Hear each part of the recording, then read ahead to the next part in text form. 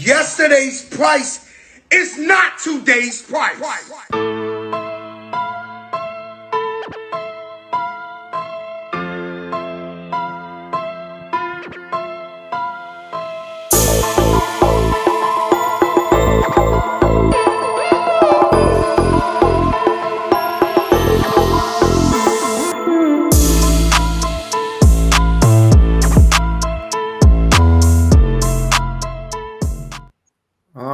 That's right. We are back live, back in action after the fate of week 8. It is time to shine in week 9. Welcome back, boys and girls, for another fun-filled football edition of the Third and Three podcast, presented by the Sports Column and brought to you by Reebok. So Reebok's got some great new deals. I was checking it out.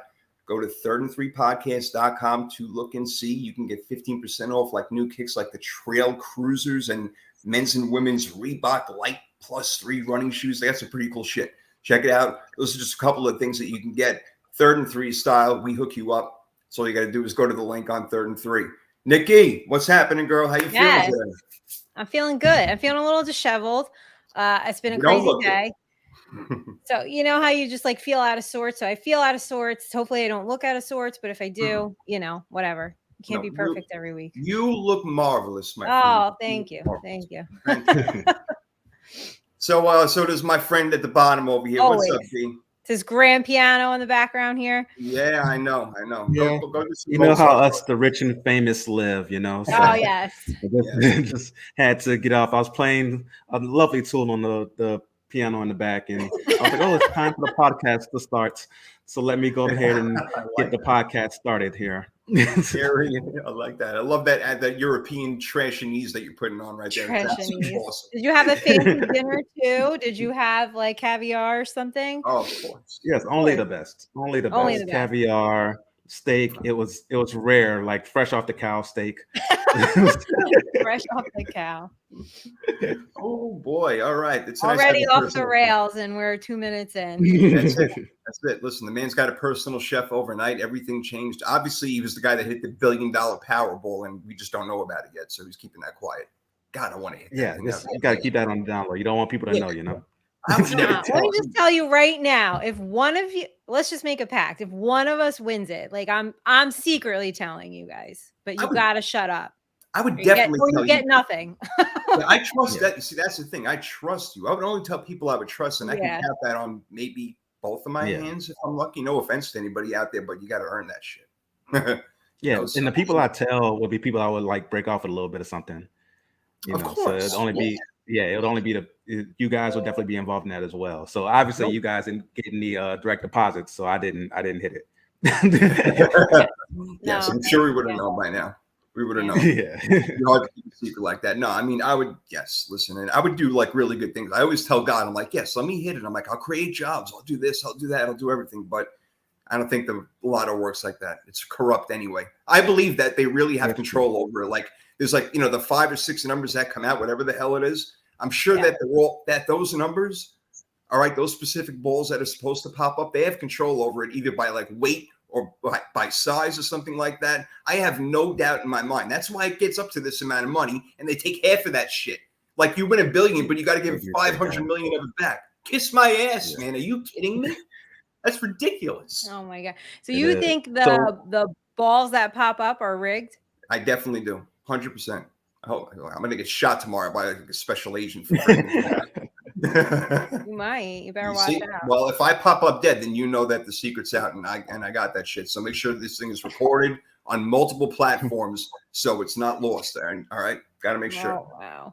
The prophet has spoken. All right, and that is what I try to be. The sports prophet, Jason Fearman, ready to rock. Neighborhood news has got to start with the trade deadline.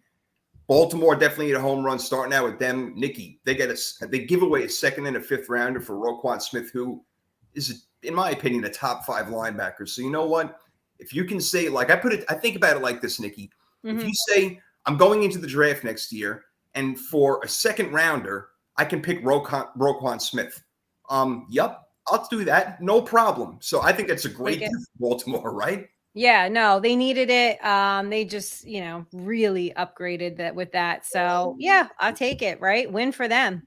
Big time upgrade, D, right? That's something that they need right now, and almost like a spark that this guy can bring to the defense, because that's what Baltimore's known for, is their defense, and we have not been seeing that this year. Yeah, no, they definitely needed to upgrade at position. So a second and a fifth, when you believe that you may have a chance this year because you are still at the top of your division, it's definitely worth the risk for sure. So an A+ move for Baltimore. I think well done over there. I don't think so well done for the Bears. It's good that they got a second and fifth rounder, but they immediately gave the second rounder away, Damian, to Chase Claypool to the Steelers. I'm like, what the hell's happening over here? Like, I like Claypool, but it's almost like you're saying Roquan Smith is equally tradable for Chase Claypool. I don't see, that doesn't make any freaking sense to me. Like, I feel like you could have got Claypool for a fourth rounder. I don't see the second rounder over there. And to me, that's a bad swap, Roquan Smith for Chase Claypool. Yeah, it's a little confusing because you figure like, okay, maybe they're just trying to go in the full route of just trying to rebuild that offense. That's what I thought they were doing as far as trying to just get draft picks to do that. And maybe they're thinking, we know what Chase Claypool is. So maybe we give up a second for him if they believe he's a second, worth a second round pick. Because we've seen spurts here and there from him where he's looked amazing. He just hasn't been very consistent at all. And maybe that's part of playing in Pittsburgh. So maybe if he comes to Chicago and you start to unlock Justin Fields and Claypool, we know has the physical attributes. Like we know he's very physically talented. If he comes in and he balls out, then he's worth a second round pick. It all depends on his production. Now, right now, at face value, I agree with you. I would have tried to give him a third or a fourth for him. But if they think he's going to be more than that, I can see the theory behind it as if they're saying, okay, this is a second round pick we would have spent on a wide receiver anyway. Let's do it on somebody who we've already seen in the NFL and we know what he's capable of. Well, I think we do know what he's all about. Like you said, he's one of those 50-50 guys. He's actually a great percentage catcher, receiver, which means that when defenders are within 1 yard of him, he gets the ball a very high percentage amount of time. He's like top, 3-4% in the entire league. But then on the other hand, he's only gotten the end zone 3 times over the past 3 years, which is ugly, or maybe even twice, 2 or 3 times. Not good. But right. like he says, maybe that's part of Pittsburgh. I don't know, whatever you want to call it. But on face value, like he says, it looks like a bad swap. It's like Roquan Smith for Chase Claypool. I know that's not what happened, but that's what it looks like. Yeah, that's not a great swap at all. And besides, the 50-50, that triggers me because remember, Kenny Golladay came over to the Giants, said, oh, I'm the 50-50 guy, then says like, oh, I got to work on it. Oh, you don't even catch anything. You're not even on the field. It's very triggering for me. He's supposed to be back next week, though, so we'll see. Oh, well, all right. Well, you gave away Kadarius Toney for basically nothing, but it just wasn't working out with the Giants, right, Nikki? I mean, that was it wasn't working out. I guarantee you his hamstrings will be, free, clear, ready to go, play in Kansas City. Listen, I don't know what it was. Kid just kind of came in entitled, right? There were rumors like you'd hear here and there that he was just struggling with the playbook. So, I mean, I don't know. Year 2, he still can't get it right. It's I don't really care. If you don't want to be there, don't be there. I'll tell you what, watch. He's going to shine now with the Chiefs, right? It'll be unbelievable. And I fully expect it. He just, I don't know. It just didn't work with this team. It didn't work. Didn't work. That's it. Bottom line. So, cut your losses, and that's the end of the story. Bottom line. That's it right there. Miami's going for it, guys. They don't give a shit. They are rocking. They're like the Rams of the AFC right now, like F them picks, even though they've turned their picks into Tyreek Hill, Jalen Waddle, and now Bradley Chubb, who they get for, what was it, a first, and Chase Edmonds, basically. Excuse me, a little bit, more locked in there, D. But the Broncos, they're cutting ties. They're not going to pay Bradley Chubb. Miami, again, they're going for it, bro. So when you add him in with like Jordan Phillips and Melvin Ingram and guys like that, this defense just got better, and Miami just got real serious. And they are the only team that beat Buffalo this year. So they're legit. Yeah, now they're legit as far as a playoff contender. Now, do I think they are a Super Bowl contender, even with the addition of Bradley Chubb? I don't think Bradley Chubb, as great as he is a player that gets you over that hump. They did beat Buffalo, but Buffalo has seen that like that was an off game for them. they were on the sideline dying. We've learned that the way Miami Stadium is set up is for the opposing team to be just sitting in the heat, especially during that time of the year. And it looks like that really had an effect on them. We all saw the picture of Josh Allen. You talked about it. Josh Allen basically just collapsing onto his shoulder after the game. Yeah. So we know they were affected in a way by the weather, and that won't happen in December, January, when they would need to beat Buffalo again. When it truly matters. So for me, I think that it's a good move. If you're a Miami Dolphins fan, you love it because they're going all in. And it seems like a lot of teams are doing that right now where they're saying, F it, we're going all in. We're going to try to do our best this year to go after the game. And as a fan, you have to love it. Now, as a non-Miami Dolphins fan, taking a step back, like, okay, we'll see what happens. But I think it's a good move as far as just really gallivanting that fan base to really go behind the team. Yeah, I think, to go off your point and go to a little more, Nikki, I think even though the Bills and the Eagles are clearly the two best teams and throw Kansas City in there as the top three, nobody, even though the Philly is undefeated right now, nobody thinks that there's any completely dominant team out there. So to Dee's point, there are teams like Baltimore and Miami who are saying, you know what, we can win this thing. Let's go for it. So Miami getting Bradley Chubb, and maybe not they're a Super Bowl contender in Dee's eyes, but in their own eyes, they are. That's why they made the move. Hey, sometimes you just got to believe it, right? You just got to believe in yourself. I am a Super Bowl champion. All it is, like a little belief in yourself. But, sometimes that helps, like psychologically. Like, we're building these pieces. We're putting these pieces together. Yeah. Sometimes it's all you need is just to buy into your own hype. But no, I don't think they're going to. No, I don't think they're a Super Bowl contender. But all right, if it helps them win games, cool. Well, they took a step closer. There's no doubt about that. They didn't get worse by getting Bradley Chubb, that's for sure. And the Vikings got a little bit better by stealing TJ Hockenson from their division rival, Detroit Lions, if you can call them a division rival, really. I don't know, Nikki. But anyway, Hockenson. Why they do that? I don't really know. We're seeing a lot more of that in the NFL, interconference, and this is interdivision trades. I found this one a little bit weird. Detroit really doesn't care. They have to. Look, they suck. I mean, they only have one win this year, and they thought they were going to be good, and now we know they're not. So they're just, if they think they're going to have to pay Hockenson, they have to get rid of him. I guess that's the only thing to do. I don't understand, like, trading him in the division. I'm with you. I get it. I don't get it. I don't get when teams do this. Someone explain it to me. Someone smarter than me, jump in this chat right now and explain it to me. He's smarter than me, D. Can you possibly? Yeah, you are. Come on, D. Explain it to us. This is not something that is explainable. I was shocked when I saw that it was Tim Minnesota because the way it popped up on my phone, it was like Detroit trades TJ Hockenson, and the rest was cut off. So I had to press on it to see what it was, and my mouth hit the floor when I saw it was Minnesota. I definitely did not expect that. And Detroit, I guess at this point, you can see them getting rid of people like during a fire sale. Yeah, but to a division rival, who like maybe they were saying, tight end maybe is our 1 weak position on offense, and they go and get TJ Hockenson, who's one of the best tight ends in the league. That's tough because now Justin Jefferson, Dalvin Cook, Madison, you still got Thielen when he can stay healthy out there. Like they're stacked offensively, and they're another team who they only have one loss, and you're not really thinking about Minnesota as this great team, but their record says otherwise right now. So they're thinking, okay, maybe we can jump in here and make something happen.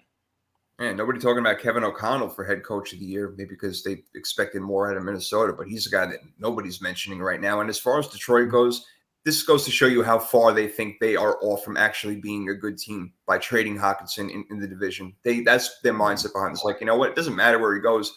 We're not going to get any better, so on and so forth. So that's where their mindset is, man. I'm not sure where the Jaguars' mindset is trading for Calvin Ridley when he can't play at all this year. I mean, he's definitely a pretty dynamic wide receiver, so it'll be nice to have him next year. I don't know if you have a comment on this, and Nikki, you have a comment on it, but seemed to be a weird trade deadline move. Seems like something could have been done maybe in the offseason. I don't know. Yeah, maybe you think that – my thinking is with Jacksonville, they're probably thinking, okay, once the offseason comes, they knew Atlanta was going to want to trade him. And once the offseason comes, all the other teams are going to think about it. So for them, maybe they're thinking they're ahead of the curve, and we get him at a cheaper price because he can't play right now. And Jacksonville, the way that these last few weeks have gone after their 2-1 start is obviously that they're not a playoff team. So they're looking towards next year. They're like, okay, we need another receiving weapon. Even though we spent all this money on these receivers, obviously these guys aren't it. Christian Kirk had me full for the first 3 weeks. I was like, oh man, maybe Christian Kirk in that signing wasn't that bad. But obviously the rest of the league has caught up to what they were doing the first 3 weeks, and they haven't been able to move the ball at all. So Calvin really is legit. He's a legit weapon. He's had over 1,200, 1,300 yards in the season. So they know what he can do. And Trevor Lawrence, maybe he needs that type of receiver to be better, because we haven't seen that. I have to eat crow on that when we get to our crow bites at the end of the year, because definitely that quantum leap is not taking off so far for him. So when it comes to him, maybe you're thinking, okay, going into next year, we know we're going to have Calvin Ridley along with Christian Kirk, along with these other receivers. And maybe when you have a true number one, the rest of those guys will play better in those other spots. So I think it's them thinking we're ahead of the curve. No one else is thinking about him right now. We make this trade now, we get him for a cheaper price than we would in offseason. All right, I get that logic. I'm treating him like he's freaking Devontae Adams, though. But like, oh, we better get Calvin Ridley. Holy shit, let's go get him before anybody else. But okay, they did it. So that's that. Yeah, we'll evaluate these 2021 quarterbacks and all. In some other show. I was thinking about getting to it today, but we're not going to really have time. But Lawrence looking real bad right now. Yeah, it doesn't real right. We were talking. We're like, this could be the greatest quarterback draft of all time. Who said that? I didn't say that shit. I didn't. Shit, I didn't. I don't watch enough college mainstream media, sports media says that shit. They just want to hype it up and get the whole business thing going. That's their whole freaking mindset. Yeah, like you said, Jay, I don't watch enough college to make those type of declarations. So I just have to, go off what they say and see, what's going forward. But it definitely is not one of the greatest of all time, for sure. No, far from it. Far from it. We'll see. No. All right. Let me get to another. God, it doesn't know the camel. That's how they lose their credibility. I just can't stand them. Nope, 2004 definitely better. 83 better, but we're not. Don't start on the 2004 draft class. I said it was good. Like, really, don't start.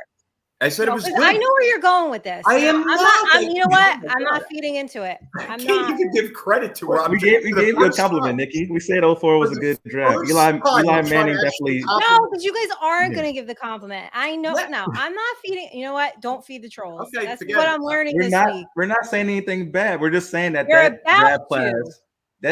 class was very good. It was a great draft class. They had 2 Hall of Fame quarterbacks. Taken in that first round. You got it. Now you see, you asked for it. Now you got it. You asked for it. And I didn't even have to say nothing this time. No, because you just had to pick that year. Like you were trying to get me riled up. I know you. Today I was in a mellow mood. I'm like, I'm gonna give her credit. I just thought of it like 2 seconds before I said it. I'm like, but I didn't think that I was gonna get backlash from actually trying to give credit. But there it is. There it is. All right, sis. All right. Yeah. I know where not to go anymore, whether it's good, bad, or indifferent. No, I'm learning not to feed into the trolls the past couple of weeks, because everybody wants to come and say something stupid on my timeline. And you know how hard it is to be like, I literally was answering somebody the other day and I deleted "fuck you" 15 times because I was just like, let me not say that. Right? You're a big celebrity now. You got to be careful with what you say. You don't want to be Kyrie Irving. Maybe one day. Jeez. Anyway, you are like a celebrity in Giants country. Like you are getting there. Giants country. Okay, I'll take it. That's a good start. That's a good start. That's a start. Yeah, that's a good one right there. That's a good one. All right, somebody was feeling themselves, and that's why they're getting the gutsy call, and that was Jacoby Brissett. And not a lot of people probably saw this because it was at the end of the game, but if you know what I'm talking about, when they're up 32-13, running out the clock, Cleveland, Jacoby Brissett, when the stadium is dead freaking quiet, calls out the Bengals defense saying, hut, going, hut, trying to draw him offside. He goes, 55, I almost got you, 55. And he goes, come on, blitz. Come on, blitz. I was like, yo, are you fucking crazy? They're going to kill you, dude. They're going to kill him, D. I'm like, if they even have a shot at him again, I immediately looked up the schedule. I'm like, is Deshaun Watson coming back? Or is Jacoby Brissett playing the next time they're playing? Now, damn it, it is Deshaun Watson, and he is lucky. D, if I was Cincinnati's defense, I would have wanted to kill him. That's what I was thinking at that time. Yeah, no, it definitely. I didn't even watch that part of it. I started recording my podcast. I saw the replay of it. And I was like, man, I saw Peyton and Eli laughing about it. As quarterbacks, I'm pretty sure they enjoyed that part of it. Yeah, you definitely, talk about being a front runner and, putting your foot on somebody's neck when they're already down. Definitely Jacoby Brissett. But I'm pretty sure Brissett, they heard all week is how Cincinnati's going to beat them and how they had no shot. And for them to come in there and destroy them like that, he wanted to rub it in a little bit, and that's what you saw. Yeah, I mean he's the height of his NFL career at that point. He was feeling himself so much. Like, I can't believe like the balls he had on him to do something like that. That was out of control, Nikki. I don't know if you saw it live or if you saw what we were talking. No, I didn't see it live. I didn't see it live. I would just like this comment is okay. No, I don't. I wasn't even going to bring it up. Obviously. Okay. Well, but my sister's in the chat, so she must be feeling better. Rach, I hope you're feeling better. Hey, Rachel. Hope you're feeling better. Of course, definitely. Yes. Yeah. No, I didn't see it live, but listen, it's all right to feel yourself a little bit. I mean, you should have got a taunting penalty. You should have got a taunting penalty for that. He was actually taunting the entire defense. That shit was crazy, man. It was all right, but you know what? Oh, you guys hate the taunting penalty. No, I'm the one who hates it. D's okay with it. I don't mind it. Like, how are you just not supposed to like talk back if somebody's coming at you? I never seen nothing like that before. I don't know. I never seen that. That was crazy shit. That was crazy. Anyway, yeah, that was gutsy right there. I was going to go with something else, but Jacoby Brissett gave me a gift to talk about on the show over here. How about the putsy play? After a beautifully unexpected, ridiculous, crazy launch by P.J. Walker to DJ Moore for the tying touchdown. All you got to do is kick an extra point to go up, but you know what happens? This putz takes his helmet off. This is not a new rule, people. Not a new rule. Taking your helmet off on the field has been against the rules for a long time, and DJ Moore knows it. But you know what? He was feeling himself too, Nikki, and he took that shit right off, started celebrating, and the freaking extra point ended up being 97 yards. They end up missing it, and of course, as we all know, in overtime, Atlanta takes the game. What a putz. What a putz. I'm going to disagree with you, Jay. I'm gonna disagree with you. Oh, okay. So it's okay to break the rules, even when you're winning game-winning touchdown. It's okay to break the rules. Because, first of all, the rule's stupid. End of the game, you made this incredible catch. At that moment, your emotions are so high. You just one of the most improbable plays of all time. You just make 60 yards. PJ Walker of all people throws this pass, and you catch this ball, and the emotions overcome you. You just want to celebrate. It's a natural reaction to take off your helmet. And the thing is, he was out of bounds when he did it. So technically, he was not on the field. He was out of bounds when he took his helmet off. So if you want to be technical about the actual rule, he didn't break it. Another thing is, why is it the same amount of? Think about it. If he didn't break the rule, then how come not one person said, "Oh, this was the wrong call"? Because they probably thought their kicker could make a 48-yarder indoors. So he probably was like, "Okay, whatever. Our kicker can make a 48-yarder indoors." But not only did he miss the 48-yarder, he missed the 33-yarder in overtime as well. So the real putz is the kicker. But DJ Moore had an emotional reaction that's normal. You should be allowed to have a normal emotional reaction. Freaking Philadelphia Eagles are doing skits from stump the yard in the end zone, but that doesn't get penalized because they kept their helmets on. Yeah, but like is DJ Moore the first one? Is DJ Moore the first wide receiver to catch a game-winning or a game-tying touchdown in the last week? No, but everybody else knew not to do that. But he did it. That's the problem. Yes, he did it. And again, the rule is stupid. And even if he did, let's say you penalize him, it shouldn't be the same amount of yards for a dangerous helmet-to-helmet hit as it is for me taking my helmet off after a touchdown. How does that make sense? I do. I actually agree with you. I think that it is a dumb rule. It's for safety. That is the only reason they have it. I think it's a dumb rule for safety in that instance. So I do agree with you, but he still freaking did it, and he should have known better. And it cost him the game. That was between a win. It didn't cost him the game. The kicker cost him the game. But maybe he kicks the extra point there. Who knows? I have no idea. The thing is, even if you want to blame him for the 15 yards for the 15 yards for the extra point, the kicker had a second chance in overtime on a kick that's shorter than the normal extra point or the exact amount of yards as the extra point and missed that one. So the real putz here is the kicker. I love when I'm not in the argument because it's usually me fighting, and I love when it's not me. This is great. Let him take it home for you. He did a good job. He made his stance in court. It's not going to hold up, unfortunately. He did break the rules, but it is what it is. The rules are stupid. they're meant to be broken, right? They're not like I said. If you can go in the end zone and do full skits from movies, Yeah. you should be able to take your helmet off once you get out the end zone. I actually agree. Yeah. I do agree, but the rule book doesn't. So I guess that's what matters. Anyway, what are you going to do? Let's do some bragging rights and crow bites. How about that, D? Let's do that. Yes. So this is where we get to brag about something we got right from the previous week or throughout the year, or eat some crow. We have to do both. Eat crow and brag. I like to start with the crow bites and then, wash them down with some bragging rights. So I will start with the crow bites here. Man, I picked against my Saints. Not only did they win, they shut out the Las Vegas Raiders. And not only did they shut them out, the Raiders didn't cross the 50-yard line until the fourth quarter. Like, you know how crazy that is in an NFL game for your offense not to cross the 50-yard line until the fourth quarter? That's something you see in high school when you have like the private school who gets to recruit all the best players going against the public school who only can have the players from the area. That's what you see in those type of games. But in an NFL game, to see a team with Derek Carr at quarterback, who we know he's not the greatest, but we've all agreed that he is a reputable starting quarterback in this league. To have him, Devontae Adams, other weapons on that offense, and not be able to cross the 50-yard line. It's not like the Saints have been an all-time great defense this year. We came into this game ranked 27th in defense. So you're going against a defense who struggled this year, who hasn't lived up to expectations. The front four hasn't done their job. And in this game, Cam Jordan looked like prime Cam Jordan. Peyton Turner, who hadn't made a play in 2 years in the league, got 2 sacks. You got our defense looked amazing. This is the defense I expected all year, but I can't even get excited because it's the Raiders. So I can't even think like, oh, we're going to turn it around now.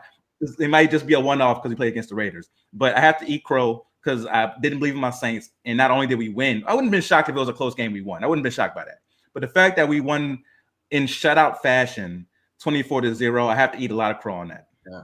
I felt like it was 24-0 from like the first minute of the game all the way to the end. That's what it felt like. It was just like a stale 24-0. Like the Raiders. Yeah, it was a very boring game. It was.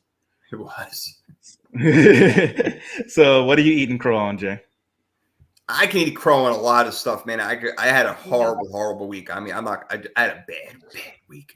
But I mean, I was pretty adamant about, take the Jags. They're definitely going to beat the Broncos. And like that seemed like a slam dunk, but they didn't. The Broncos actually beat them, and that's pathetic. Denver's so bad. Jacksonville's even worse. I can't believe what's happening over here. But okay, that, and also I said, take the Bucs at home Thursday night.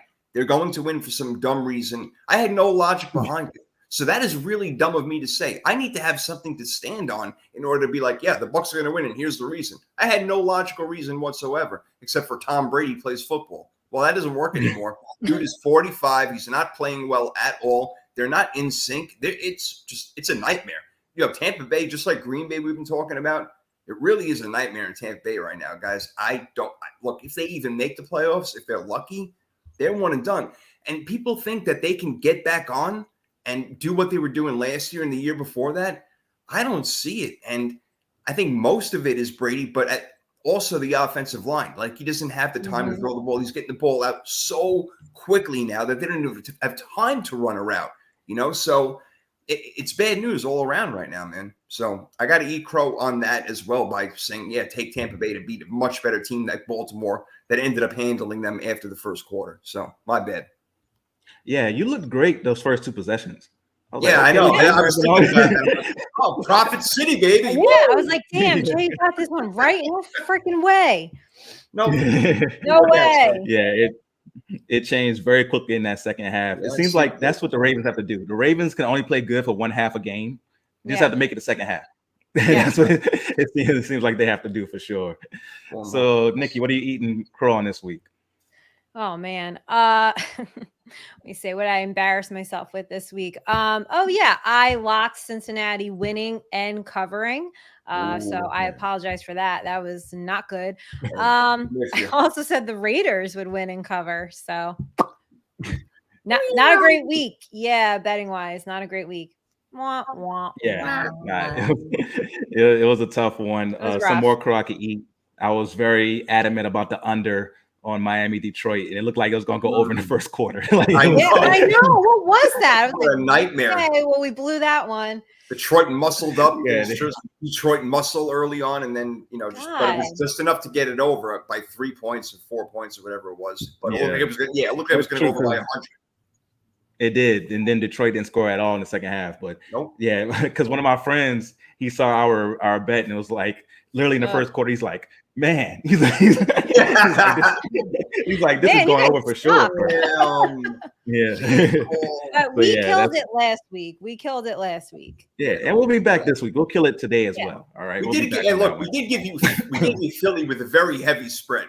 I mean, a 10.5 points. We crushed that. All right, the Mania in Pennsylvania when they kicked Pittsburgh today. So that was we did get that one right for sure. So now let's bring it full circle. What are you bragging about, Nikki? Yeah, not a whole lot, but I did say San Francisco would win and cover, so I will take that as a small win this week. Yeah, we kicked ass, baby. Yeah, you did for sure. What are you bragging about, Jay? I got a little something for you. I think it's about time now that it's week 9. And I didn't mean to do that. I told people that Tua was legit, and Miami's a really good football team. And I think we have to say at this point that Tua is legit. That I said he was going to be throwing bombs all over the place. That may not be all over the place. He's throwing pretty good freaking bombs this year. All right, he's showing that he does have an arm, and things are working out. Jalen Waddle and Tyreek Hill, and the only game that he lost that he started in this year was that game against Cincinnati, where it was a 1-point game when he got knocked out of the game. So who knows what would have happened? So Tua is basically undefeated this season. So I got to brag on that. But one more thing I got to brag on real quick. My daily fantasy this week. Listen to my lineup. I had Jalen Hurts, A.J. Brown, D-Hop, Jalen Waddle, Deontay Foreman, who had 3 touchdowns, Tony Pollard, who had 3 touchdowns. Those are my 2 guys that I went cheap on that hit like a mother effer. Kyle Pitts hit this week.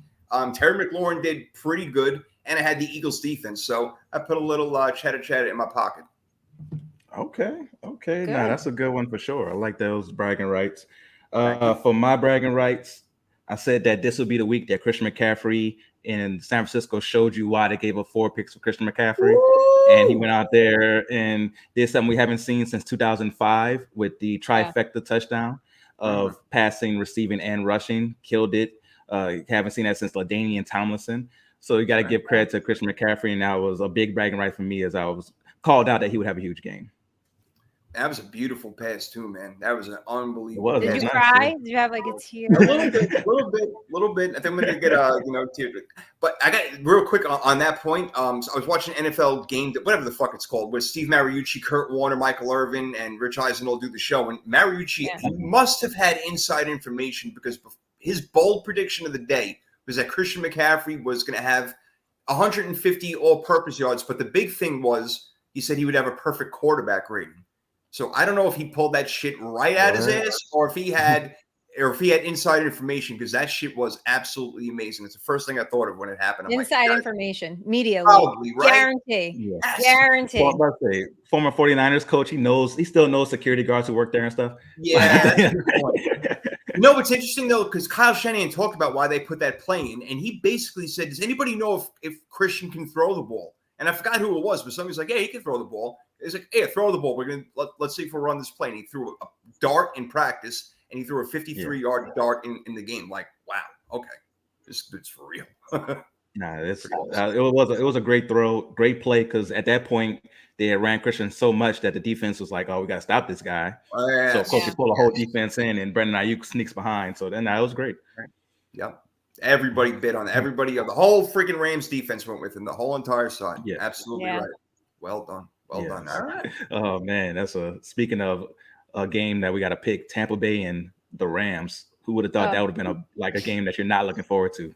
Not at all. I know. Like, this NFC divisional matchup. Don't even care right now. Well, team draft wise, Nikki, you're kicking ass right now. You're up by a lot.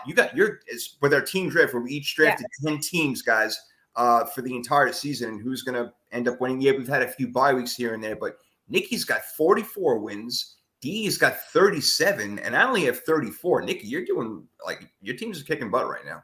Pretty. I gotta win something on this show.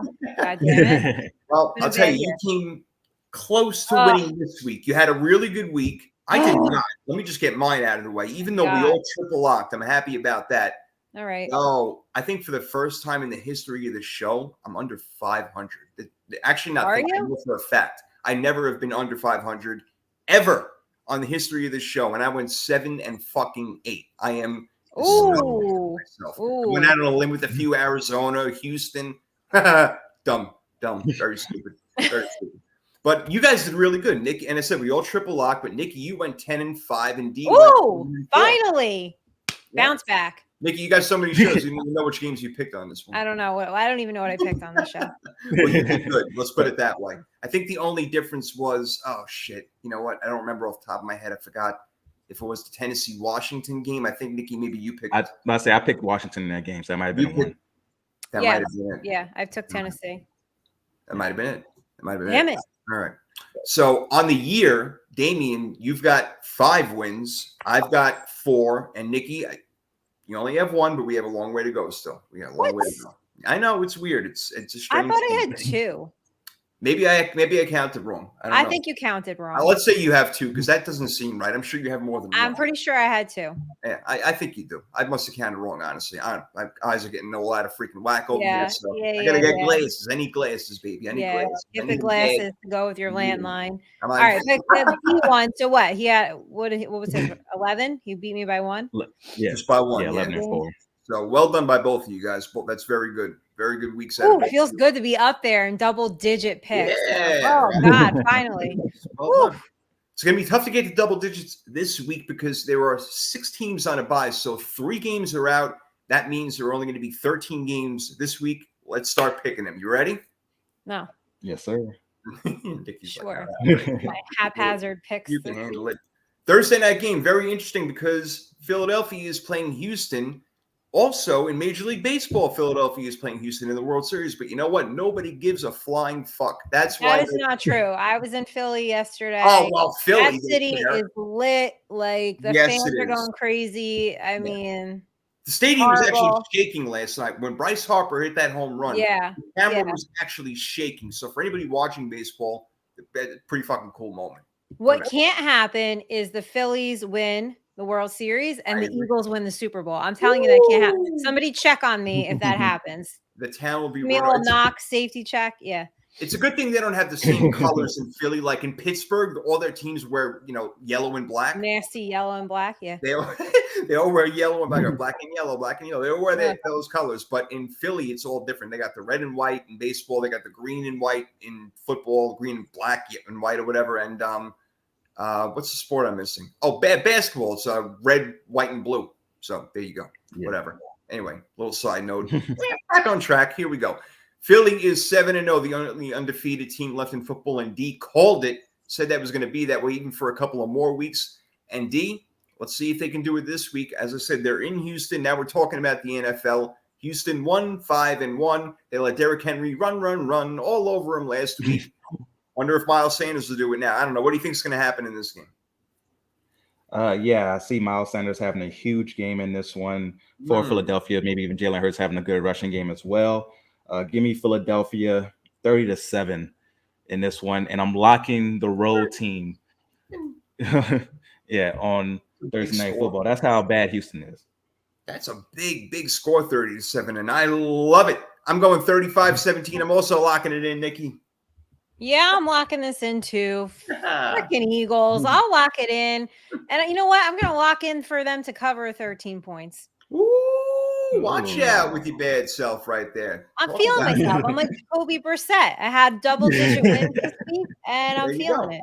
You are feeling it. All right, ride the hot hand. All right, we're all locking Philly on the road against Houston. Boy, would that be. Can I just interrupt 1 second? You can do whatever you want. Do you guys think the Astros should not be eligible to be playing?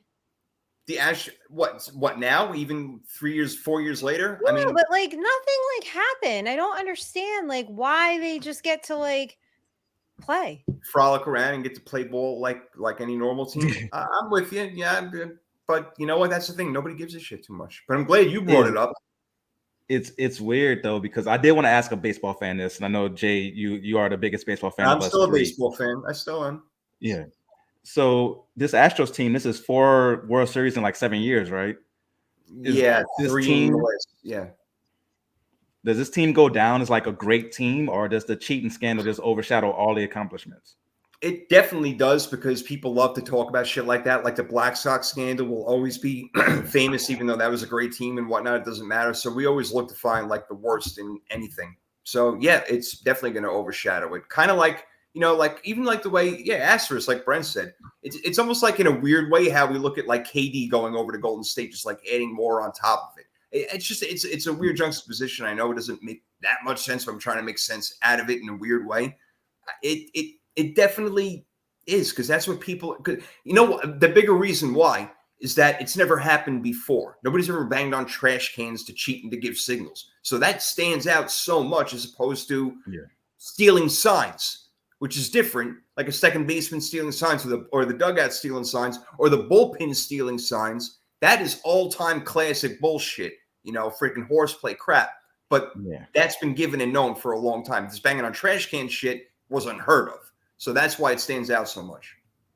Yeah. It's too bad, because they are a great team. They don't need to do that shit. And it's too bad. They do it to themselves. They have great players, great pitching staff, great bullpen, great hitters, the whole nine, all of it. And they blew it. They did. Because I always wanted to hear that from a baseball fan, because if a basketball team like the Golden State Warriors having 4 championships over this past decade, we all going to remember them as like this great team who had this amazing run. And the Astros have had a similar run pretty much.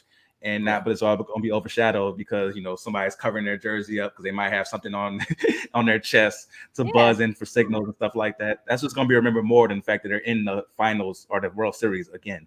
It's crazy. Don't they play tonight? Isn't there a game tonight? Yeah.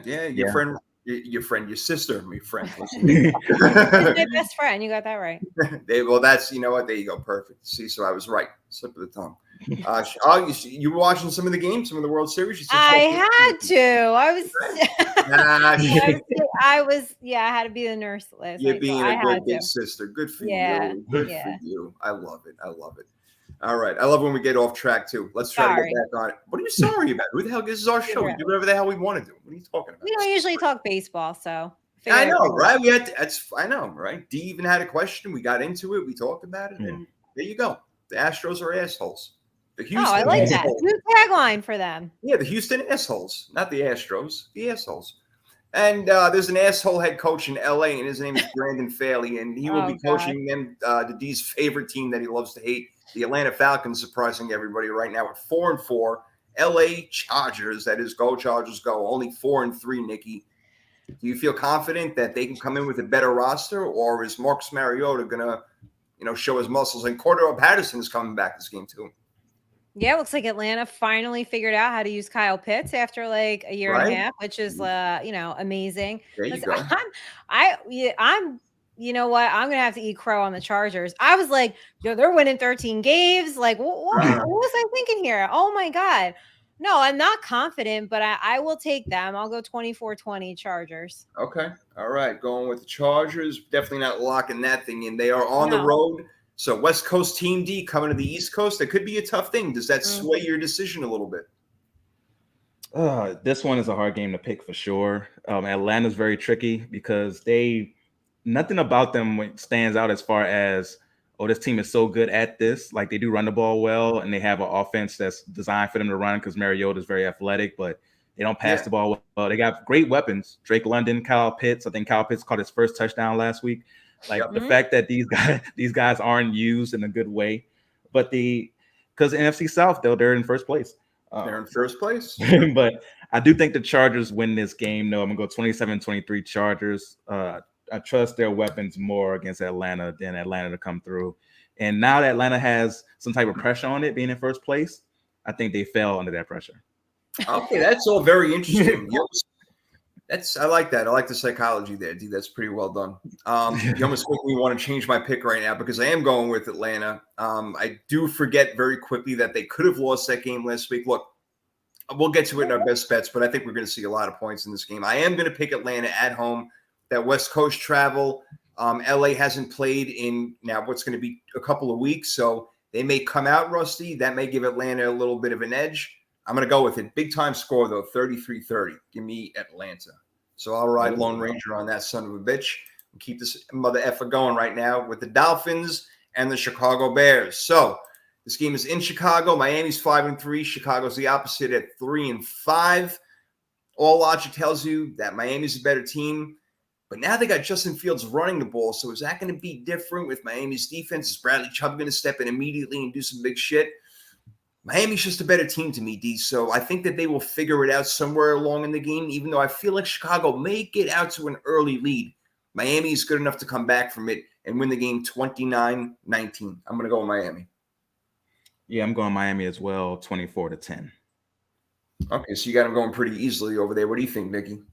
Yeah, you can make it a trifecta. Miami 27, Chicago 24. I think they'll score some points. Might be close. It could be one of those weird games over there. I don't know. This is a weird game, and it would be weird if the Bengals lose it, especially after what happened last week. But look, they need to get their shit together and get back in it, and it's against the Panthers, who have got some fight in them after getting rid of a lot of key players. But they kept around a few guys like Burns, who's awesome on the line, man. Number 53. Watch out for that, dude. Anyway, getting to the game, Nikki, we have the Bengals who are hosting the Panthers. What happened? Cincinnati get back on track in this game? Yes, they do. And I'm going to go out on a limb. And one more time, I'm going to try this. I'm going to lock the win for Cincy, 30-17. I'm going to lock them to cover the 3. I swear to God, I am writing them off if it doesn't happen again this week. That's it. I am done with them. Well, Cincy right now, a little bit behind Baltimore in the division there, 4-4. Carolina, they could have been 4-4, but they decided to go 2-6 instead and just blow that entire thing right there, D. Yeah. So what happens in this game over here? Are you going to go with Nikki, Cincy in a lock or Cincy in a knot? I'm going to go Cincy in a knot. I'm not going to lock it, but I'm going to go Cincinnati 24-20. Carolina is spicy. They're 2-6, but they're spicy. You know, they're like Russ's sandwich at Subway. They're spicy. So I think it'll be a good game going Cincinnati 24, Carolina 20. Okay, I got it 31-20. I'm sorry, not 31-20. What am I talking about? Do I have a 31? Yeah, I have a 31-20. My bad. 31-20 Cincinnati. I got a little. You know, if you put your notes on an iPad, I know. This technology or a tablet. We don't get paid from Apple, so any tablet of your choice. That's right. Yeah, any freaking one I want. Exactly. Start endorsing us, and then I'll freaking put you guys up there with that shit. All right. We're on the Bengals. Only one lock in there. Now we go to Green Bay. We go to the NFC North division where we got 2 losing teams right now. The Packers visiting Detroit that we spent a lot of time talking about earlier in the show. Green Bay 3-5, Detroit 1-6. Do the Lions have a chance to get their second win in this one, Damian? I am. I'm going with the Lions 27-20. Watch out. The upset. Detroit bad boy in the house. I love it. I can't do it. I got to think that Green Bay can somehow pull out this win. Detroit keeps finding ways to lose. They'll find another way to lose. I got to take Green Bay in this one, 26-23, Nikki. I think I said last week I was done picking Green Bay. So here we go. I'm going to take Detroit 30, Green Bay 22. Oh, boy. Watch out. All right. It wouldn't shock me. I'll tell you that right now. That is for shit sure. Yeah. Okay. All right. We talked about a couple of these boring-ass teams in the freaking Raiders and the Jaguars. They both have 2 wins. Jaguars have 6 losses, Raiders with 5. Very, very ugly game right here. I'm not going to be paying much attention to it. I'm really not sure what's going to happen. This is a total flip of the coin, but I got to think the Raiders, if Josh McDaniels has any balls, gave him a really tough week of practice after that ass kicking they took in New Orleans.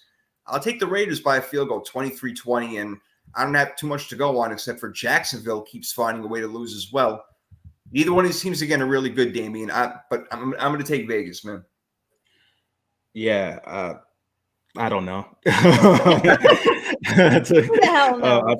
I took Jacksonville 16-14, but there's no rhyme or reason behind it. Just no, there really isn't. They're at home. Maybe they get a little boost there. You know, Yeah. something like that. But I took Jacksonville after seeing the Raiders not cross the 50-yard line for the first 3.5 quarters.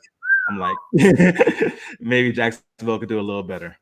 I'm still saying, I'm wondering, is Devontae Adams happy that he left? I mean, it's got to be weird for him being on a total losing team. He's never experienced anything like this before, Nikki, but he's on it. All right, you guys split the difference over here. Is it going to be Vegas or Jacksonville? Yeah, no, I'm just going to go Jacksonville because Why not? So Just I these do. three. I have it 23-20 as well, but Okay. Opposite way. All right. yeah. Hey, for whatever reason, go with it. All right. Do you Yeah. even need a reason for this game? Like, it doesn't matter. No, nobody like really you gives a literally, like he said, there's a flip a coin and go whoever it lands on. That's all. What's the spread? Hold on. I'm gonna check. I think it's 2, right? But 1.5. 1.5. Okay. 1.5 for Jacksonville. Oh, what is No, Vegas is favored. Yeah. Vegas is favorite. Okay. Yeah. Yeah, I remember when I was checking out the lines, I was like, Vegas is favored on the road. I'm like, that tells me that. I remember when I was picking the games, I'm like, Vegas is favored on the road. They must know something because people are going to pick Jacksonville. I would think because the Raiders aren't that impressive. Again, they're 2-5. Jacksonville's 2-6. So you think it's a pick'em type of game, but the Raiders are actually favored. So Jacksonville, they're not getting that field goal home field advantage or whatever you want to freaking call it. It's just not going to happen. So. But whatever. Anyway, it don't really matter because, again, the winner of this game is going to get the 3 wins, and it's not going to make a difference. They're just going to suck the rest of the year as it is. Now, the next game, interesting, 2 very young quarterbacks in Ellinger and Mac Jones. Used to be Peyton Manning and Tom Brady, fucking classics back in the day, but we are done from that shit, even though Brady's still playing. Anyway, Indy is 3-4-1. New England is 4-4. Nikki, you want to take this one first? Yeah, sure. Why not? I feel like this is going to be a sloppy, turnover-heavy type game.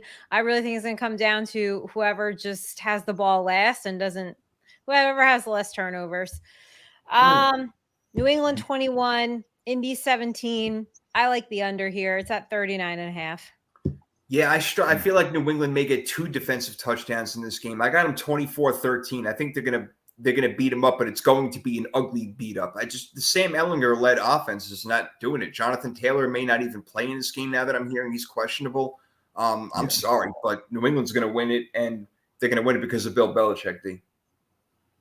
Yeah, I'm going New England as well, so you can make this one a trifecta. It's not like a confident trifecta though. I don't know, like if any of us are like this super behind. We're not confident in this, no. I am. Yeah. I'm very confident New England's going to win because of their defense alone and Bill Belichick. Okay. I really am. New England defense looked really good against the Jets, but it is the Jets. And even though the Jets have been successful, it's been all defensive based. So with New England, I'm going with them. And Ellinger was okay against Washington. I did get to watch a good portion of that game. I just, wasn't able to pull off at the end there as, T. Henney and McLaurin were able to make magic happen. But I think that, like you said, a young quarterback going against Bill Belichick is always a recipe for disaster. So give me New England. Okay, and again, I'm with you. We I think you're onto something. You said like when T. Henney gets back there, they just I don't know, something happens with Washington. They play different. Yeah, they do. It's true. It's true. He brings a confidence about him and a certain swag. He really, really does. And the players they feel it. And there's look, it is real. Matters.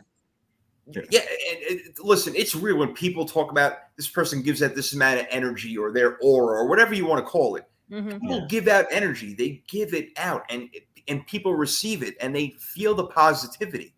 It's real. It's palpable. It's something you can actually tangibly count and mathematize. I mean, making up words now. Mathematize? What are you talking about? Mathematizing auras? Like, what is going on right now? Yeah, mathematize words. That's going to be the new. First of all, that's going to happen one day. Somebody's going to be able to do it. They're going to be able to put it in the air, and they're going to be like, "Oh, this guy brings 150 positive aura points." It's going to happen one day.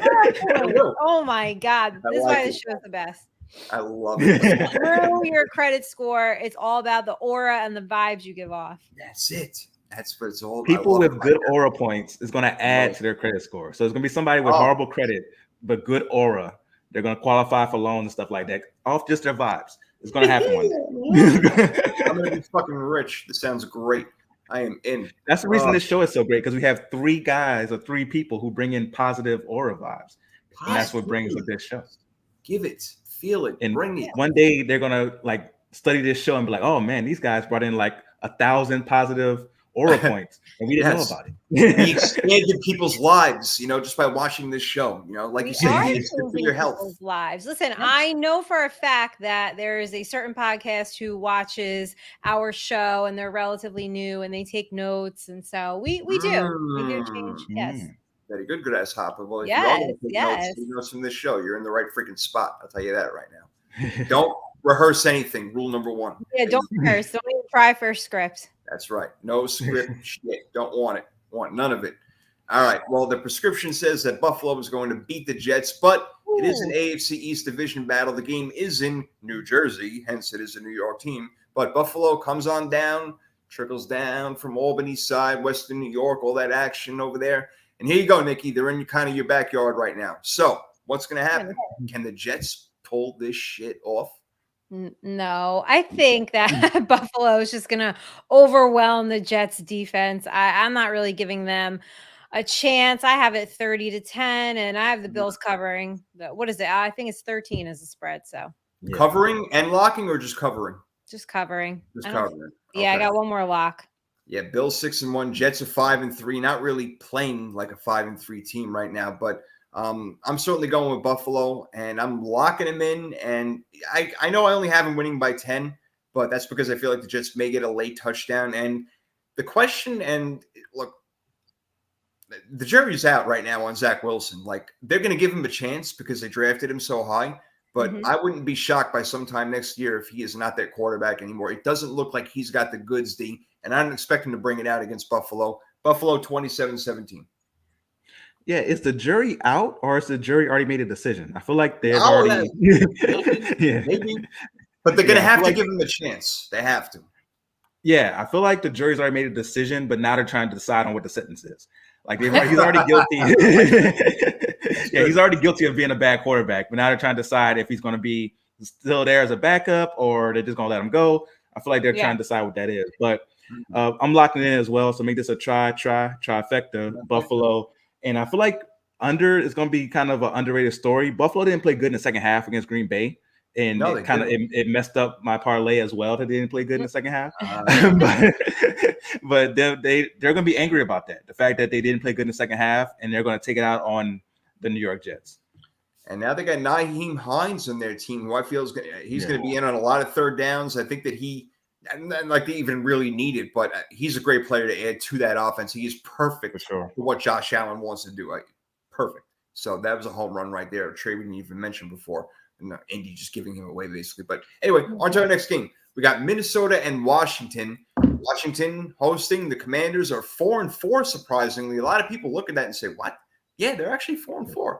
But Minnesota is 6-1. And you guys got him in the playoffs this year, and so far you're looking really damn good. Kevin O'Connell comes in, head coach right now, rocking it. Nobody's even talking about him. Damian, does Minnesota keep riding and get to 7-1, or can Washington pull out the upset at home? Minnesota keeps riding. Get to 7-1. I got Minnesota 24-16. I don't think the magic of T. Hinney will be enough in this one, as Washington's defense won't have enough to stop Kirk Cousins and their new weapon of T.J. Hockenson, along with the rest of those weapons. Yeah. So I got Minnesota in this one. It's weird, man. 7-1. You think of elite football teams, those type of records. Yeah, I don't get elite vibes from Minnesota. I don't get that. But they have the record. They're probably going to be a number 2 seed. And if Philadelphia messes around and messes up, they could be the 1 seed. That's the thing. Philadelphia is undefeated, having this great year. And we could get to a point where they mess around and lose a game or two. And Minnesota, the team that no one believes in, is the 1 seed with the bye. So you could be looking at something that happens like that, but that'll be down the line as we see that happen. But Minnesota will win this game 24-17.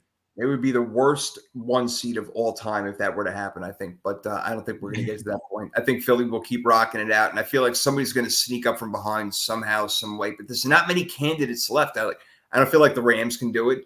I don't feel like the Bucks can do it. I don't feel like the Packers can do it, Nikki. The 49ers may be the only shot at saving some freaking face in this entire conference. I don't know. Just watch out for the NFC East, right? All it takes is a couple losses from the Eagles. Giants have Texans and Detroit coming off the bye. So it might come from the East. If you know what, if it's going to come from anywhere, it might be from there or the 49ers. That might be it. Yeah. So you're right. Dallas, Giants, they both have 6 wins right now. They're both still playing really well despite the Giants lost to Seattle last week. That was kind of a trap game, and we should have kind of seen that coming, but that's a little bad on us right there. That's kind of more crow that we have to eat. Anyway, we got to finish picking this game. Nikki, do you agree with D and Minnesota keeps going 7-1? Yes, Kirk Cousins revenge game. So I have it 34-24. You like that? You like that? If I die, I die. Sick bastard that he is. Like, all right, take it easy, you freaking boy. He gets amped up, I don't hate it though. Freaking Leonidas over here. Anyway, I'm gonna take the underdog Washington. It's one of those gut feelings, and I go against my gut a lot. And I'm not gonna do it this time. I'm going with my gut. It's gonna be really close though. 27-24. Washington goes to that Heineken magic, and they'll drink some Heinekens after or whatever the fuck happens. But I'll ride Lone Ranger again, as I always do on this damn show over here, because they're in cahoots against me. Anyway. Well, when you get a Peloton and you get on the leaderboard, let us know. There you go. Fair enough. I have to get one first, and I can try for the leaderboard. There you go. Next game could be exciting if you don't like defense, and that would be the Seattle Seahawks, the aforementioned that we just talked about, going to Arizona to play the Cardinals, where I think Arizona is favored by 1 over here, and not a real exciting game on paper, but Seattle surprising people at 5-3. Cardinals are right where we all thought they would be at 3-5 right now. I like Seattle in this game, man. They're the better team. Geno Smith is playing like a top 5 quarterback at this moment. I realize Seattle, but I think it'll be a close game because D-Hop is there and he's balling out right now. That makes Arizona's offense better. So, but I'll take the Cardinals on the road, 33-30, D. Not the Cardinals. I'm sorry. I'll take the Seahawks on the road. Excuse me, Seahawks on the road, 33-30. Okay, yeah, I like that pick. I'm going Seattle 28-24. I think just because of the divisional matchup, you see a little more defense than we expect. But Seattle's playing very, very well, and their defense starting to improve. Those young players on the defense are starting to make some plays. Their cornerbacks, especially. So I think it'll be a pretty decent game. But Seattle wins 28-24. Yeah, that 27 Wallen, he's like 6'12", and he's a brick shit house man. That guy, he's awesome, bro. Yeah, they are there. Pete Carroll, he's 95 years old, but talk about another candidate for Coach of the Year for real. Put his name in that. Yeah, he should be mentioned more for that. Yeah, no doubt. Yeah. All right, Nikki, is it a trifecta? It is. I'm going Seattle 27, Arizona 24. All right, so we all got it basically like a field goal game, pretty high scoring. So will that factor into the best bets? I don't know. We'll find out. We got 3 games to go. Rams versus Bucks. We talked about it earlier. Blah. Who gives a shit? I don't. The Rams win 24-23. What do you think, Dig? Yeah, I'm gonna go with the Rams 17-14 in this one. I don't trust. Honestly, it's so weird to say. I feel the same way about this one as I feel about Raiders in Jacksonville. Woo, that's ugly stuff. Yeah, coin flip. I don't really have a reason, but I feel like the Rams just have a little more going for them. Hopefully, I know Cooper Kupp announced that he will be playing. Hopefully, he's 100%. He took a nasty, ankle twist in that last game, but Tampa Bay just is giving you nothing to cheer about. So I gotta go with the Rams. That is a major factor. If Cooper Kupp actually wasn't playing in this game, then I would probably take Tampa Bay. That's how important Cooper Kupp is to that team, Nikki. He is the team. Like, what are we talking about? Like, do they even have anybody else on offense? My God. Yeah, no, I'm going with the Rams 23, Tampa Bay 17. And I'm telling you, we got to get a prop bet going of how many Microsoft Surfaces are just going to be tossed on the sideline. Just chuck them. Well, the frustration is going to come again. That's right. Going back to where that divisional game was and losing it. No, it's in Tampa Bay. I'm sorry. The game's in Tampa Bay. Excuse me. I think he destroys 2 this week. Is it what now? I think he's going to destroy 2 tablets this week. Here was the over/under on tablets being broken on the Tampa Bay sideline. I'll say I guess it's 1.5. And you're taking the over. Take the over. Taking 2 tablets. Yeah, I love it. I wonder if any of that has to come out of his pocket. I don't know. Like he cares. If I told you these next 2 teams have the same exact record, you would be like, "What?" But they do. The Titans and the Kansas City Chiefs are both 5-2. How the hell did that happen? Amazing on both ends. Anyway, they are. And they both obviously are leading the division, and they play each other on Sunday Night Football. So we got to pick the game right now. Let me go first. Let me tell you that the Chiefs will put Tennessee in their place, whether Ryan Tannehill plays or not. Derrick Henry may have a good game, but it won't be enough. I know Tennessee has played him tough in the past, but KC, they're going to show them what's up right now, Nikki, and I'm going to lock it in. Give me the Chiefs on my last lock. Yep, this is my final lock as well. Kansas City 27, Tennessee 20. All right, there we go. I got a 34-23. D, what say you? This is a trifecta. This is my third lock as well. Give me Kansas City 24-14. All right, so we're all locking it in. We all got Kansas City, and we go to Monday night where Damian Saints host the Baltimore Ravens. All right, D, take it away. Yeah, I'm gonna take Baltimore 24-17. I'm not getting too excited about us whooping on the Raiders. The Raiders are just really, really bad, and we took advantage of that. And we look pretty good, but I can't get too excited about it. And Baltimore, I truly believe, is starting to get to that point where they're going to turn it around and be the team that we thought they were going to be coming in. So I think this game we'll see where Baltimore is compared to a New Orleans team who's still trying to figure it out. Okay. So, hey, you know your team better than any, and this is the third week in a row that you picked against them. I'm very surprised right now because Very I thought proud of you. Very this game proud. may have been like a coin course. Holy shit, a coin Wow. course. Holy, None of us can can't talk believe I today. did that. Wow, I really can't believe I just did that. Anyway, I think the Saints actually have a chance in this game, but Baltimore is the better team. I know the Saints at home, but no, I'm going to have to go Baltimore. But I'm telling you, man, it will not shock me if the Saints pull it out. But I got to go Baltimore. I'm with them, Nikki. What do you think?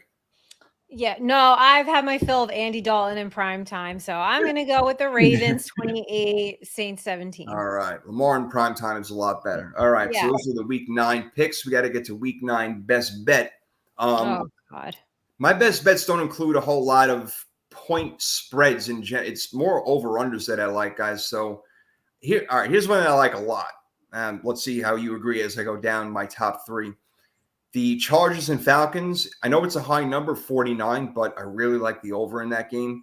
I really like the over in the Minnesota-Washington game, which is 43.5. I think we see more points in that one. And even though I think Buffalo wins the game, 12.5 is a lot, even in a divisional matchup, even when it's the Jets. I like the Jets plus 12.5, which means Buffalo's got to win by 13. Can they? Sure. I know it's a little risky one to touch, but for some reason, I feel really, really comfortable with that, guys. But the overs I like a lot more. Like I said, LA Chargers, Atlanta over 49, Washington, Minnesota over 43.5. Let's see what you guys got. Nikki, what do you have for some of your best bets this week? So I like Baltimore to win and cover. Vikings. So let me see. Well, I'm using DraftKings, so I don't know what you're using. Hold on. Is it plus? They're favored by 2 or 1.5? 2.5. 2.5. Oh. 2.5. Okay. Vikings win and cover. Hold on. What is that? I have to find it. 3.5. 3.5.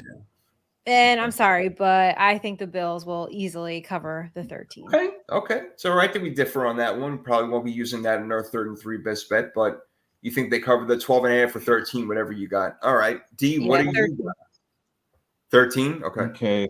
So I like Miami. It's -5 against Chicago. I think they cover that pretty easily. Also, this is a very risky one, but I don't trust Green Bay at all. And Detroit has been feisty all year. I think Detroit plus 3.5. I like that one against Green Bay. I like that. And also, I like Kansas City. Kansas City, my apologies. That spread is a little high for Kansas City. Very high spread this week. Yeah. What is it? Like 13 points or something. No, like I don't. 13. No. Yeah, that was too much. I'm trying to think. I didn't really like a bunch of bets this week. But as far as another one to throw in there, AJ Brown over 69.5 receiving yards tomorrow night against the Texans. I love him to go over 69.5 receiving yards. Just throw a player prop in there. And also whatever the rushing yards is for Miles Sanders, I believe it's like 73.5. I like him to go over that as well. I never even think about those. I hate those player prop bets. I don't touch them. Like they're too much for me. That's interesting though. The Miami one's a tough. I actually agree with you because I have them winning by 10. But I like the Detroit one. I think Nikki, you like that one too. I think I can love that over Detroit. I love that. All right, I could do Detroit. So that'll be one of our parlay picks. Detroit plus 3.5. One of our parlays is going to be Detroit 3.5. I don't know. We disagree about the Minnesota Washington a little bit. I like the over in that game, 43.5. I don't know if 27-20 it even goes over. I don't know. I kind of like the over in that one. Minnesota's defense is weird at times. So maybe Washington does something. Washington's defense I don't like at all. So I can see the over, but also with Washington's offense, they've been pretty decent these last couple of weeks, but it's been 17 points last week. It wasn't like they've been just killing it. So like Yeah. I'm scared of that over. I hear you. All right. What about New England and Indy? You guys like the over or under 39.5? Yeah, it's very, very low. I actually I have it at 38. So. Yeah, I have it at 39. So if anything, I would take the under in that game. I don't want to be forced into it, but I can I have see 37. You know what? If we all have low scores like that, maybe we should do it. Maybe we should take the under. Okay. How many points over under? Nikki? 38. You said it's 39.5 is the set. 39.5 is 30. I have it at 38. So, and I have it at 39 on the dot. Saying it's 39.5. I'm all right with that. All right. Okay. That's So number we have 2. our second one. Need one more for the parlay. How much is Cincinnati favored by? We all like them. Where is it? I don't know. Do we want to touch Cincinnati again? They made us look really, really bad last week. I know. Well, you know what? We should have known better. Cleveland has their number. That's the 4th time in a row that Cleveland has beaten. That's true. So we should have known That's that. true. Yeah. Sometimes you just got to go with the trends of the rivalry sometimes. Yep. Oh, you know what? It is 7.5. Yeah, I knew it was higher. I thought it was kind of high. That's a lot. Okay. That's a lot. It's Carolina, high. like I said, they've been spicy. What about a Jacksonville Vegas over under? I would think under already. What is 48? I would. Ooh. What do we think about that? Yeah, that's a lot. Yeah, that's a 48. That's I a have lot it for at 43, so I have the under.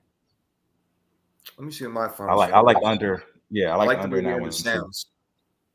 Where's my final score? Yeah, I got a 23-20. And Me it's too. 48. Yeah, I had 16-14. I have it really low. Why don't we go under Jacksonville 48 points? Okay. Jacksonville, So Vegas. for our official parlay, we have Detroit plus 3.5. Yeah. Then we have the Indianapolis, New England under 39.5. Yep. And then Vegas, Jacksonville under. He said that was 48. It was set at 48. I like that. Okay. Yeah, that last one kind of snuck up out of nowhere, but I'm like, oh, that's going to be a low scoring game. 48. I'm surprised I have it up there at that much. Yeah, that's really high. Because both offenses stink. So it's one of those situations where you they know something. That's what I'm thinking now. Like, do they know something we don't? Because neither one of those offenses are good. Now it's not like neither defense is like awesome, but neither offense is going to take advantage of the defenses. Like, I don't see. That's what I'm saying. I agree. You're expecting both teams to get to 24 at least. I don't see that happening. No. Neither do I. I really don't. So I'm feeling pretty comfortable. I mean, the one team didn't even score any points last week. Yeah. That's a great point. And Jacksonville, they have not been lighting up the scoreboard at all. So screw it. Let's do it. Yeah. All right. Yeah. It's so weird that it makes me scared of the pick, but I know, gotta go right? with your gut on this one. We got our parlay. Like I said, we go with our gut. We got our parlay. It's in there. Done deal. All right. So we'll figure out how we did next week. And as far as last week, to finish it out, our week 8 results from Freaky Fantasy Football Draft. I just kicked ass this week, man. I had 138 points. I had McCaffrey, Jalen Hurts, Eagles defense, Tyreek Hill I had. So 138. So I took off with it. Nikki and you guys didn't do bad at all. Nikki had 83 and Damien had 81, I think. Did I get that right? Okay. Yeah. So on the year, I have 4 wins in Freaky Fantasy Football, and both of you guys have 2. So at least I got the lead in something. Domination over here. My God. Yeah, couple of game lead over here. So let's see if I can keep the flow going. You guys know I like to go first. Funny. We all have our own category that we're winning at. Like Nikki has the league long like fantasy draft. Yeah. And then you have Freaky. Then I have the weekly picks. That's how it should be. That's how it should be. One for each of us. One for all of us. We all got to have something to, so we can rest well at night. We all got to have it. Anyway, let's do it, man. All right, here we go. I'm going first. Nikki, you're going second. D, you're going third. Okay. I'm going to take my first pick here. I feel like one of you guys are going to take him because it's the week to do it. So let me just do it and get it done. I'll take Geno at quarterback. Good one. I feel like one of you guys are going to be sneaky and jump in there and do that. So if there's a good week to do it, I feel like it's this one playing Arizona. That'll be my first pick on with quarterback. Nikki, you're up. Yeah, I'll take Hopkins. Okay. That's a good pick. I had him on my list, that's for sure. So that's a all right, D, you get 2 picks. Give me Jalen Hurts and AJ Brown. Oh, Beautiful combo right there. You won. We don't even have to do this. I'll just sit this out because I have not kept track really of who I took. So well, you got D Hop, and I think that's a great pick. Also, I think he may score 2 touchdowns and go for $130. I'm going to say it right now. He gets 2 touchdowns and gets $130 this week, D Hop. So I think you nailed it, Nikki. And you get another shot at doing it. You got your wide receiver. Let's see where you're going to go next. Oh man, I know this is like bust alert, but I'll take Devin Singletary. I know it's a little risky, but okay. All right. I ain't mad at you. They've been trying to run more. Yeah. It's been working, actually. They've been doing pretty good at it, actually. Yeah. They're not getting a whole bunch of yards, but they're getting yards that count in the game. I know, but they're playing the Jets. I'm aware this is like boom or bust, so whatever. I'm gonna take a shot. Take a shot. Weeks. It's a lot. What up, Courtney? Good to see you in the house. All right, I got to get 2 picks in here. So I got Geno for my quarterback. I'm going to go with Joe Mixon against Carolina. I think he'll have a really good day. And give me I had AJ Brown and D Hop both on my list, so I got to go with one of the other 3 that I have written down over here. That's amazing. You know what? White.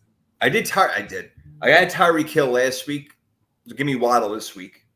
By the way, I hate his stupid dance. It's awful.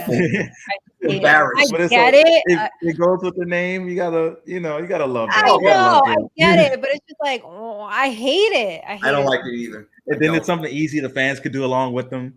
Like waddle. I know. I just hate it. Yeah. It's gonna be something that, like, if he's there for a long time, it's gonna be something that's iconic in Miami for sure. Yeah. People love something they could do too. Yeah. I know they should. What do you call that wide receiver group? You got a cheetah, you have a penguin. What do you call them? The Animal Kingdom. If you have like one more like animal name out there, that's a good Animal one. Kingdom. That's good. Animal Kingdom.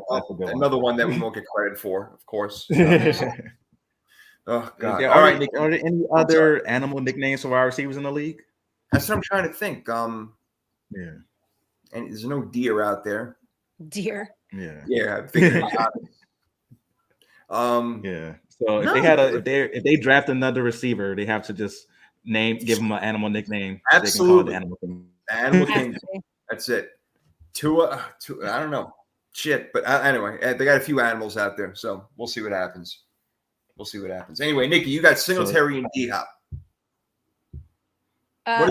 What dance would you do if you scored a TD?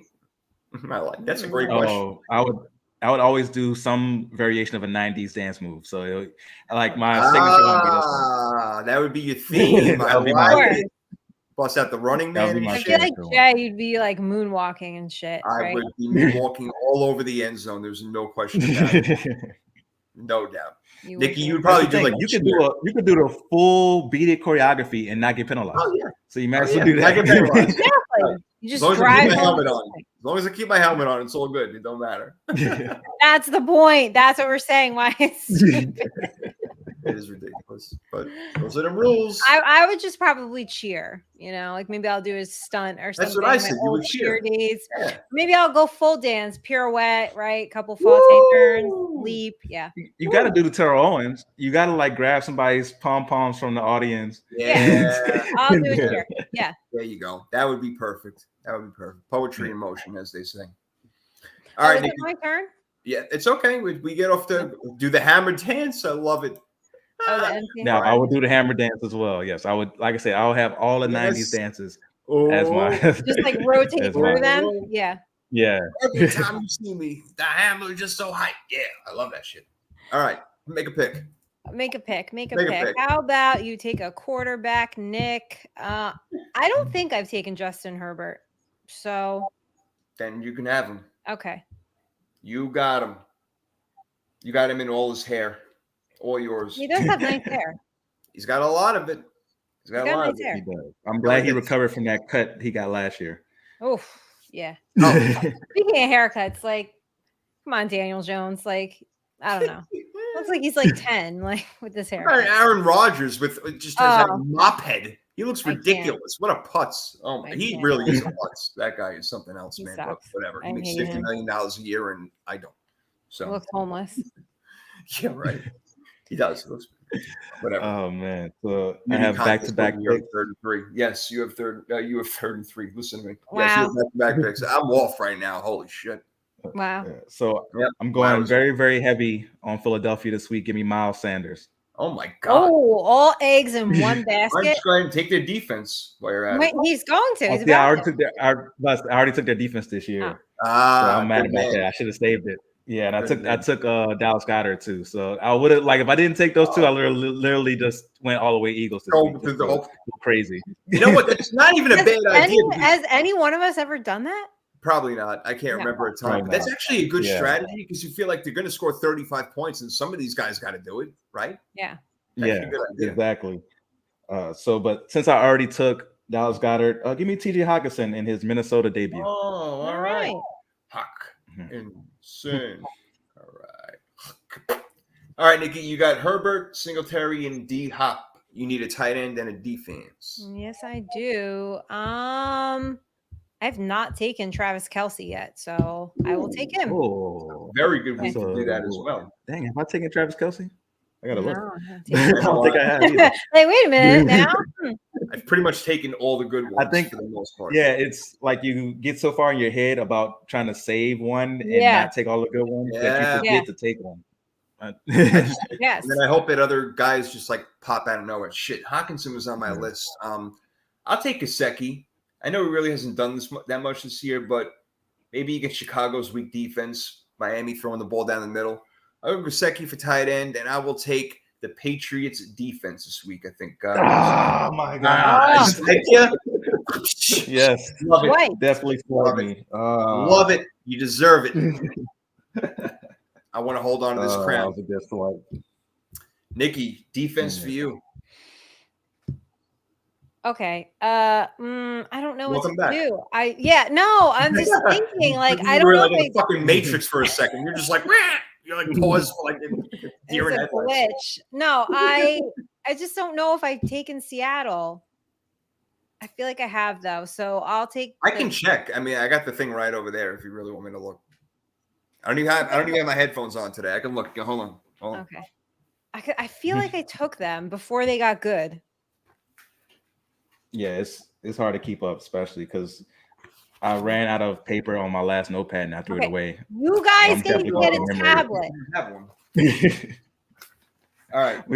I gotta stay old school with the notes. Oh my God. I keep because now, like when he takes the Patriots defense and swipes me, scratch it out. I can look at the teams and see what defense I could take now instead of having to go and erase it and do that with the tablet. No, some things you don't have to be fancy about. I already have a fancy enough house as you see behind me. Yes, I'm sorry. You already have the grand piano. That's right. Yeah, grand piano, fireplace, as you can see. So when you have all these luxuries that I have, you have to stay grounded with certain things, and that's what I do with my notepad. There you go. Sometimes you got to keep it old. So just write it down. It's a beautiful thing. And I'm gonna have to write down Seattle for you. You have not taken them. Oh, okay. So they're yours. Talking about them like you got some great defense, but all right. So Dean, now you got to pick your defense because you've got half of Phil. What? No, it's getting tough with the defense on the tight end. I know. It is. It was your bright idea to put tight ends in last year, so there you go. And you guys followed what I said. I mean, you're the boss. What are we gonna do? I don't want to get fired. That's right. I believe I have not taken them, so I'm gonna take the Chiefs defense against Tennessee. Oh, forgot about them. I don't know if I took them either. It's too late. No, I know, but Dee's right. Like, you're so worried about saving it for like a great matchup that you totally forget that you don't do it. Yeah. Like, I feel like that should be the rule. Like when you do oh my God, the knockout pool. Like, don't save a team. What are you saving them for? It doesn't matter. If you go. Some matchups are better though. Go win now. Maybe you do, but you know what? That can backfire more than like a Buffalo Jet game. or something like that. Like I'd rather go with the sure thing. There's always one sure bet. That's true. And again, I don't know. Yeah, as long as, let's say, you just deal with the tough, matchups when they come. If you're surviving. Yeah, exactly right. You'll be able to pick. Barely surviving this game this year, so. Well, you have a good team this week in Herbert, Singletary, D-Hop, Kelsey, and Seattle's defense. D has got Hurts, Sanders, A.J. Brown. He's got half of Philly's offense. Hawkinson and the Chiefs. I, the reigning champion, have Geno at quarterback, Mixon, Waddle, and Gesicki from Miami, and the Patriots defense against Sam Ellinger. God help you. God rest your soul, Indy. You're going down hardcore this week. It's going to be ugly in New England. You're going to get beat up in Foxborough. Wow. Down you go. Yes, it's going to be bad. I should have locked them in, and I might be even bet on that game now that I'm thinking about it.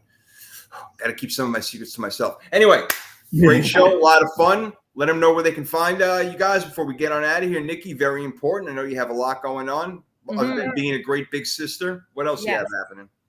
Well, just the usual. Follow me on social media at NikkiNick9384. My Halloween costume is still up. Yes, I had to wear that on Sunday. Right on camera. So I will just say, not going to be a redhead anytime soon. Not really a great one. It's pretty bad. You look good the way you are. Yeah, it's pretty bad. So Tuesdays, 8:00, of course, New York Giants rush. We're on a bye this week, though. So catch us next week, of course, here Wednesday, 8:00, and Sundays at 11:30 for Channel Side Bets. And we will introduce you to our brand new sponsor this week. So things are rolling there. Yes, I am still losing. And I probably lost this week. And, we have the betting wheel of punishment, and I got wake and bake. So I'm allowed to interpret that any way I want, though. Oh, you then. I might wake up and eat a cookie or a certain cookie. type of brownie or something, Okay, I see how it goes. I see how it goes. Okay. Will it be a special brownie is the question. Exactly. That's the probably. Very special. Probably. All right. At least I don't have to do shots of vodka this week. So, hey, Okay, there you go. So no throwing up later on the toilet. No, but I was pretty drunk by the end of the one show. I didn't know what I was doing. It's fun when it's a good drunk when it sneaks up on you and you don't expect it right there, like a really nice buzz. Holy shit, I feel it now. How you doing? Woo! All right, D. I know the Giants and the 49ers, both mine and Nikki's team, are on buys, but you're never on a buy, bro. You are up and at it all the time, man. What do you got going on? Yes, so you can follow me on all social media platforms at The Real Deal WDA. I am dropping content each and every day. It could be a basketball video. It could be something about boxing. It could be football. I have gotten back to writing. You can check out my latest article on 3rd&3podcast.com about Zion Williamson and his impact on the on what the Pelicans do offensively and how it can impact them throughout the year. Even have some videos added in there. So you can go ahead and check it out. And I break down why those videos show exactly what I'm talking about. And for my podcast, The Real Deal with Damian Adams is at least once a week, sometimes twice a week. So go ahead and subscribe, and maybe you'll get a special bonus episode later this week. Also do the GSMC boxing podcast and the GSMC basketball podcast. Those will be back. Basketball this week, boxing next week. And of course, 3rd&3 podcast each and every Wednesday night. And we were talking earlier about positive vibes. And one day they're going to be able to get the aura around you and say that you have a positive 150 points. How do you stay with these positive vibes that keep people like Jason and people like Nikki looking young? It's by listening to my podcast, all right? So it's about the 3 Ps, all right? Pilates, Peloton, podcast. And now you can add positive vibes to that. So 4 Ps that you can add to make you look young. But of course, the main step is listening to my podcast. That's how Nikki stays looking so young. That's how Jay looks so good right now. It's because they listen to my podcast, all right? So if you're looking for that regiment to keep you looking young, like, how do I do it? Listen to The Real Deal with Damian Adams, the 3rd&3 podcast, GSMC boxing and GSMC basketball, and you will look young forever, okay? You heard it here first. Free prescription too. You get all that for free. Also, you didn't got to pay a freaking for it. Look at that! All he's giving you. Gotta love it. Awesome.